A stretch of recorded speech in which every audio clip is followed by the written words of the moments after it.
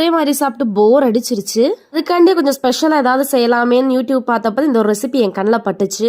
பாலக்கீரை தான். அண்ட் பாலக்கீரை இந்த மாதிரி சுடு தண்ணியில் போட்டு பிளான்ச் பண்ணி வச்சுருங்க. அதில் ஹாஃப் போர்ஷன் வந்து நல்லா கிரைண்ட் பண்ணி இந்த மாதிரி எடுத்துட்டு நம்ம சப்பாத்தி மாவு கூட மிக்ஸ் பண்ணோம். நல்லா மிக்ஸ் பண்ணி ஒரு சப்பாத்தி மாவு கன்சிஸ்டன்சியில் எடுத்துருங்க. இது வந்து பாலக் சப்பாத்திக்கு நல்லா மிக்ஸ் பண்ணி ஒரு 1/2 hour ரெஸ்ட் அவர் விட்டுருங்க. அது கூட பேலன்ஸ் வந்த பாலக் வந்து 2 கிரீன் சில்லி சேர்த்து நல்லா அரைச்சி வச்சுருங்க. அது கூட வெங்காயம் தக்காளி தனியாக அரைச்சி வச்சுட்டு ஒரு கடாயில் ஸ்பைசஸ் சேர்த்து நல்லா வதக்கி விட்டதுக்கு அப்புறமா இஞ்சி பூண்டு சாப் பண்ணதே சேர்த்து நல்லா வதக்கி விடணும். அரைச்சி விட்ட வெங்காயம் தக்காளி சேர்த்து நல்லா வதக்கி விட்டதுக்கு அப்புறமா அது கூட மஞ்சத்தூள், மிளகாத்தூள், உப்பு, மல்லித்தூள், கொஞ்சம் கரம் மசாலா சேர்த்து அது கூட சிக்கன் சேர்த்து நல்லா ஒரு 5 minutesக்கு வதக்கிடுங்க. சிக்கன்ல இருந்து தண்ணி விட்டதுக்கு அப்புறமா நம்ம ஃபர்ஸ்டே அரைச்சி வச்சு பாலக்கீரை வந்து இதில் ஆட் பண்ணி நல்லா கொதிச்சதுக்கு அப்புறமா ஒரு 1 tablespoon ஆஃப் ஃப்ரெஷ் க்ரீம் வந்து ஆட் பண்ணிடுங்க.